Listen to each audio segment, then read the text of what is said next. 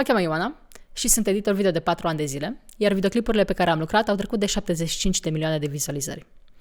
Iar astăzi o să vă spun povestea mea. Eu, de fapt, nu voiam să fiu editor video. Am vrut să fiu producător. Și am vrut să ajut creatorii de conținut care mie îmi plăceau să creeze mai mult conținut care mie îmi plăcea. Dar după ce am schimbat mai multe e-mail-uri cu niște creatori de conținut de la noi din țară, am ajuns să fiu un editor video. Pentru că ei aveau nevoie de cineva pe editare, nu pe producție. De ce? Pentru că în perioada în care eu am început, tocmai se lansase platforma TikTok și foarte mulți creatori de conținut voiau să-și mute contentul de pe YouTube pe TikTok și din videoclipurile lor lungi să facă videoclipuri scurte de până 60 de secunde. Problema este că totul era nou atunci. A fost prima lovitură a shorturilor pe internet. Nu exista acest tip de content și a trebuit să învăț să fac de la zero. Nu existau tutoriale despre cum să faci asta. A trebuit să găsesc eu o metodă să fac videoclipurile lungi și scurte. Pe atunci nu exista nici foarte multă inteligență artificială și nu puteai să folosești automatic reframe ca să poți să faci cadrul să se miște după cum vorbea omul. A trebuit să fac totul manual.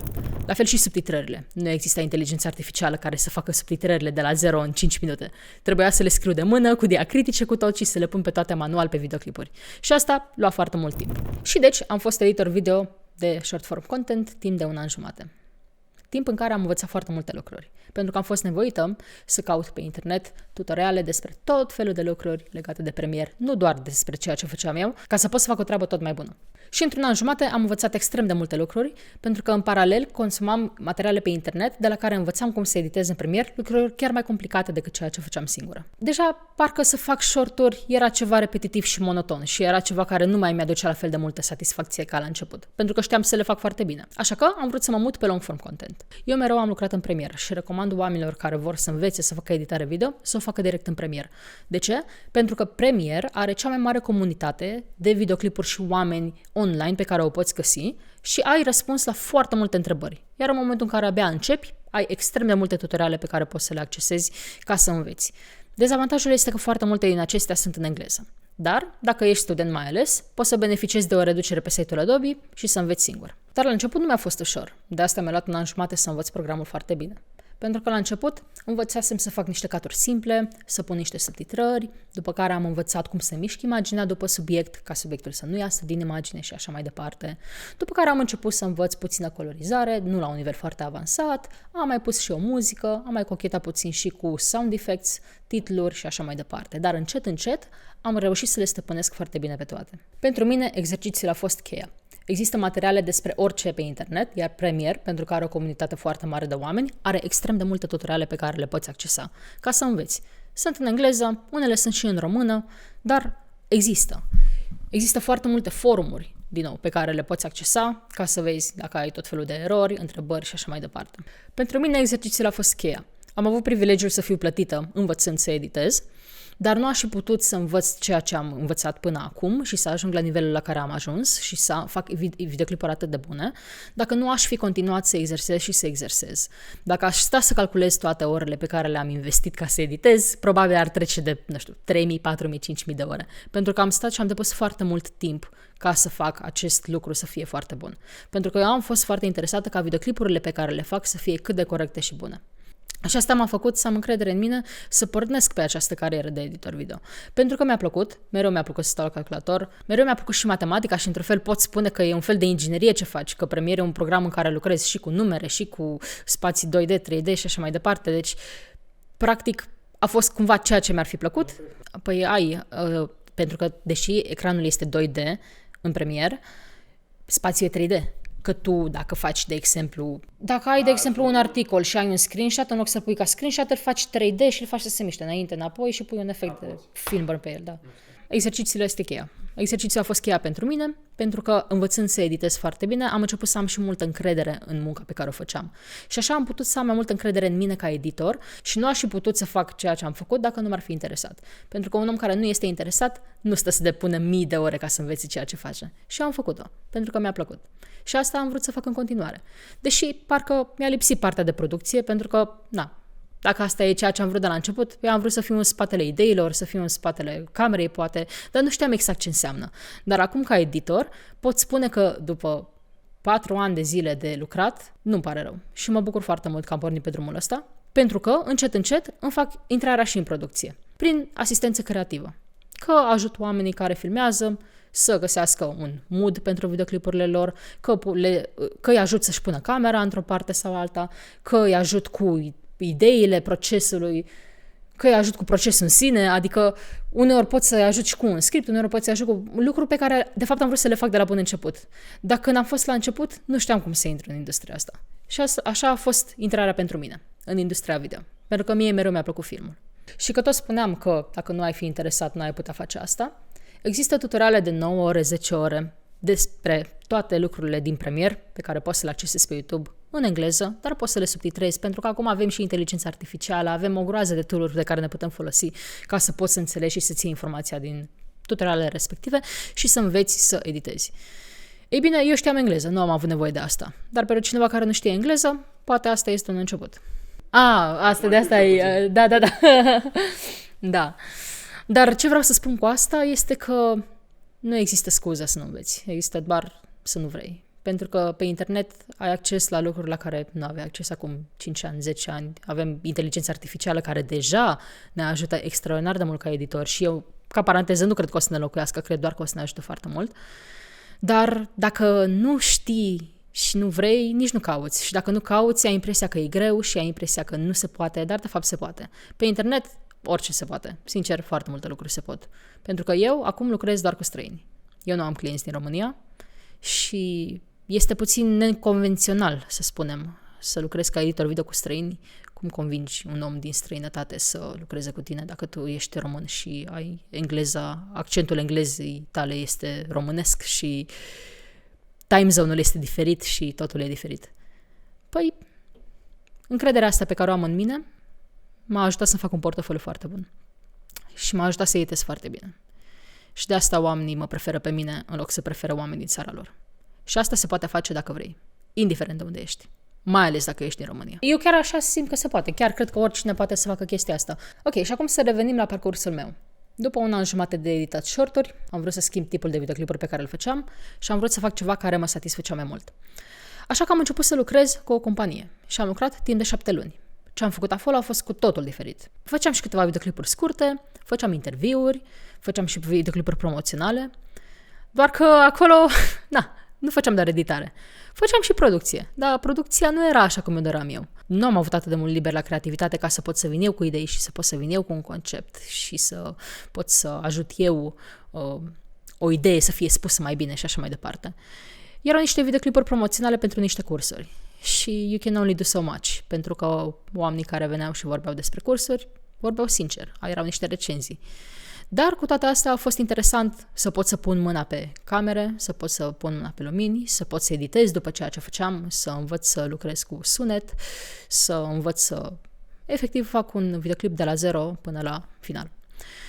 După un timp am învățat să fac tot ce se putea face și după 7 luni de zile deja nu mai simțeam că am altceva de învățat. Era ceva monoton. Deși mi-a adus o satisfacție la început, după un scurt timp, când lucrurile au început să fie repetitive, deja parcă nu mai mi-adusese o satisfacție la fel de mare. Motiv pentru care am vrut să schimb. Și eu când editez ca să pot să-mi dau 100%, am nevoie să am liniștea mea și spațiul meu și confortul meu, care nu putea fi altundeva decât acasă. Așa că după 7 luni în care am lucrat acolo, după ce am învățat foarte multe lucruri care m-au ajutat și când am simțit că pot să le stăpânesc foarte bine, am decis că nu mai vreau să fac asta.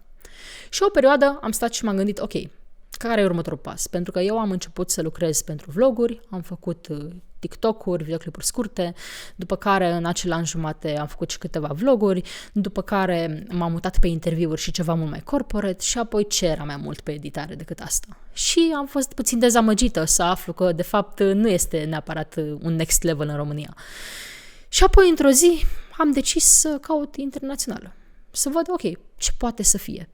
Cred că gândul de la care a pornit asta a fost că căutasem pe Wikipedia cât de mare este industria asta global, am văzut că este a few billion dollars, aici mă refer la film, și apoi mă gândeam, ok, clar există bani, dar unde sunt?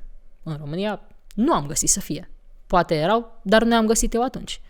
Ce pot să fac? Și m-am folosit de social media ca să încep să fac primele videoclipuri în tip freelance, care au fost videoclipuri pentru jocuri. Deci, practic, după 2 ani de editat, deja eram destul de stăpână pe mine și pe abilitățile mele și o să reiau asta, pentru că e ciudat să spui stăpân. Că e un cuvânt și la stăpân. Zici că e un câine și stăpân. După 2 ani, deci, am început să am încredere în mine tot mai mult și tot mai mult, pentru că aveam deja validarea de la primele locuri în care lucrasem. Aveam validarea de la interviurile pe care le făceam, aveam validarea de la videoclipurile pe YouTube pe care le făceam și nu pot că mă bruiază. Ok. Deci după 2 ani de editat, am simțit că am destul de multă încredere în mine încât să pot să-mi iau cariera în mâini și să încerc ceva neconvențional. Așa că, cu ajutorul social media-ului, mi-am dat seama că sunt oameni internaționali care caută editori de peste tot și pe care nu interesează de unde ești atâta timp cât faci o treabă bună. Dar aici deja m-am lovit de altceva. Pentru că am început să fac gaming videos, adică videoclipuri în care oamenii se joacă pe calculator, am început să trec într-o nișă foarte străină mie și a trebuit să învăț multe lucruri pe care, deși credeam că le știam, nu le știam. Deși credeam că am avut destul de multă experiență în 2 ani, de fapt, am intrat într-un domeniu în care nu știam nimic. Și a trebuit să reiau iar de la zero să învăț. Și scopul meu atunci și principiul meu de atunci a fost, dacă nu știu ceva, o să caut și o să fac în așa fel încât să știu. Iar fiecare videoclip pe care îl fac trebuie să fie mai bun decât videoclipul precedent. Și asta e un principiu pe care l-am încă astăzi, pentru că fără el nu aș fi vrut să învăț și nu aș fi depus atât de mult efort să învăț să editez cum editez acum. Nu m-ar fi interesat și probabil nici n-aș fi reușit. Sau poate aș fi reușit, dar într-un timp mult mai lung. Și asta este părerea mea. Părerea mea este că toată lumea ar trebui să înceapă să editeze în Premiere. Pentru că ai răspunsuri pentru orice la început. Desigur, poți să editezi în DaVinci, poți să editezi în CapCut, poți să editezi în alte programe. Toate sunt la fel, more or less. Dar ce este important la început este să-ți formezi mindset-ul unui editor. Să înveți să gândești ca un editor, să înveți ce poți să faci într-un program, pentru că după, cum ziceam, toate sunt la fel, interfața e puțin diferită, dar dacă știi Premiere, o să poți să editezi confortabil în orice alt program și te va ajuta pe tine pentru că la început, când încă nu știi cu ce să mănâncă, când încă nu știi nișa în care vrei să lucrezi, când încă nu știi lucrurile pe care trebuie să le faci, ai răspunsuri pentru aproape orice pe internet. Și asta este ceea ce m-a ajutat pe mine. Deși am folosit materiale internaționale, am urmărit materiale internaționale, am căutat răspunsuri la întrebările pe care le aveam pe forumuri în limba engleză și așa mai departe. Acum nu mai este cazul de a avea o barieră din limba engleză pentru oamenii care nu știu să vorbească engleză, pentru că există inteligența artificială care vă ajută să traduceți videoclipurile foarte ușor și pentru că nu mai trebuie să faceți lucrurile pe care eu le făceam manual, pentru că există AI care vă ajută să le faceți mult mai automat și să învățați mult mai repede. Deci eu nu cred că există nicio scuză pentru care cineva să nu învețe, decât dacă nu-și dorește. Pentru că dacă îți dorești, indiferent de obstacolele pe care le ai, vei căuta să înveți. Și adevărul este că de fiecare dată când schimbi nișa va trebui să înveți. Când înveți să faci vloguri, trebuie să înveți să faci cut-urile într-un anume fel pentru vloguri. Când faci interviuri, trebuie să înveți să editezi într-un stil mai corporate. Când faci videoclipuri în care oamenii se joacă pe calculator, trebuie să evidențiezi momente amuzante, poate să folosești mimuri, trebuie să fii la curent cu mimurile, te interesezi mai mult și de rights, și ce drepturi ai și ce lucruri poți să pui sau să nu pui pe videoclip și așa mai departe. După ce am făcut o serie de videoclipuri în care cineva se juca pe calculator, am considerat că am învățat destul de mult încât să pot să merg la next level. Și, la fel ca prima dată, practic a trebuit să învăț de la zero, pentru că ceea ce urma să fac era total diferit față de ceea ce învățasem până acum. Începusem să fac vloguri, dar nu orice vlog, erau tutoriale. Și nu în orice nișă. Erau tutoriale despre cum să customizezi Adidas. Un lucru care, cred că e o singură persoană la noi în țară care face asta. Să customizezi Adidas, în momentul acela nici măcar nu eram conștientă de faptul că oamenii fac asta for a living. Că oamenii trăiesc din faptul că customizează Adidas. Că există artiști în lumea asta care pot să facă asta. Dar am învățat să fac și asta. Am învățat să lucrez cu grafici, am învățat să lucrez cu grafici mai complexe decât lucrasem până acum. Am învățat să lucrez cu multe efecte, am învățat să pun efecte de sunet, am învățat să fac colorizare diferită, să lucrez cu 3 ore de footage, nu cu 20 de minute. Să fac lucruri pe care, dacă nu aș fi schimbat nișa, nu aș fi știut că nu le știu. Și, din nou, aș fi crezut că știu mai mult decât de fapt știam. Tocmai de asta cred că e bine să încerci cât mai multe lucruri la început, pentru că eu mi-am dat seama că de fiecare dată când am început ceva, a trebuit să reiau de la zero. Dar principiul e același.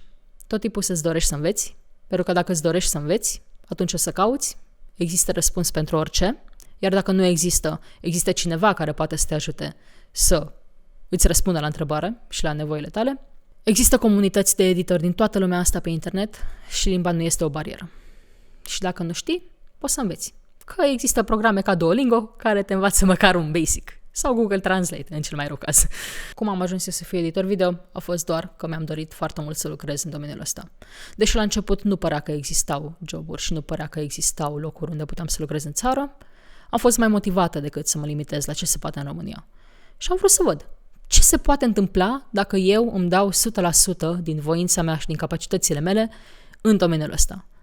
Care era soluția? Eu am fost la Mate Info la liceu. Puteam să mă fac programator. Și am avut un plan foarte ciudat la început, în liceu. Voiam să mă duc la facultate de informatică și abia după să fac facultate de film. Și la un moment dat am pus piciorul în prag și am spus nu, eu vreau să încerc să fac film.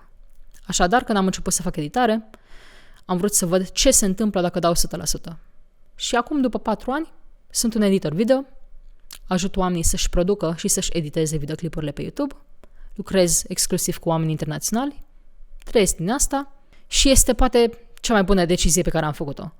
Faptul că nu am renunțat și că de fiecare dată când am luat-o de la zero, deși se simțea că am luat-o de la zero, mi-am dat seama că de fapt valoarea mea a început să crească și a început să crească și am avut credință că este doar o chestiune de timp până când oamenii o să poată să observe valoarea mea.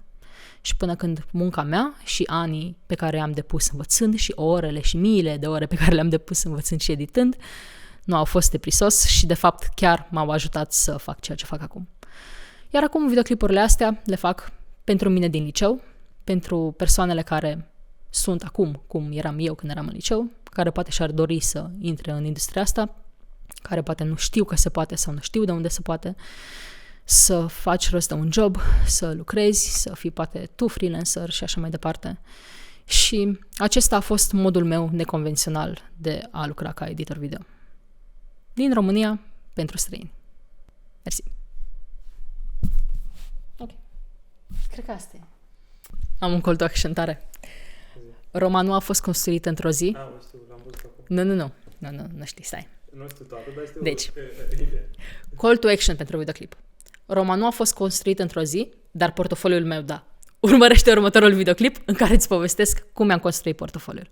Și ce dacă e cringe? Problema ta este că nu-ți permiți să fii cringe și pentru că nu-ți permiți să fii cringe, asta este, nu-ți permiți să fii tu și dacă nu ești tu, atunci care mai e distracția în viață? Păi sună cringe, dar până la urmă asta sunt. Eu îmi asum faptul că sunt un om cringe, asta este experiența mea de viață și dacă fiind cringe ajut oamenii de pe lumea asta și o singură persoană dacă o ajut să aibă viața mai bună prin ceea ce fac, atunci eu sunt mulțumită, așa cringe cum sunt. Știi cum e, că dacă spui ceva și după zici no hate, e ca și cum te scuzi, e ca atunci când zici că am fost beat, scuze, de fapt cine a ales? Tu ai ales, da, mă rog. Ideea e că eu sunt și foarte serioasă ca persoană în sine.